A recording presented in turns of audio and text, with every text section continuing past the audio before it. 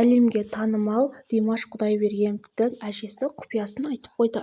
Ол құпия Димаштың өте ерке мінезді әрі әзілкеш екенін айтты. Және де Димаш өте қырсық екен. Бір айтқан ісін міндетті түрде орындайтын нағыз ер азамат екені көрініп тұр.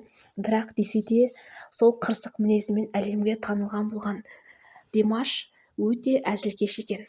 Кейбір видеоларында көрсек, әзілдеген трюктары, әзілдеген жерлері бар. Оны көрсеңіздер, еріксіз күліп аласыздар. Түріне қарасаң, сондай тұйық, сабырлы жігіт екені көрініп тұр. Алайда Димашпен араласқан каждый адамдардың барлық айтатыны, ол өте ерке, әзілқой деп айтады.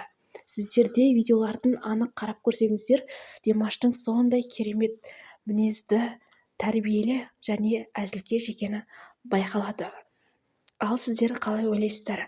Әлемге танымал болса да, сондай қарапайым мінезімен елді өзіне баурап алған Димаштың көптеген игі істері барында білсеңіздер, көбіңіз білмеуі де мүмкін.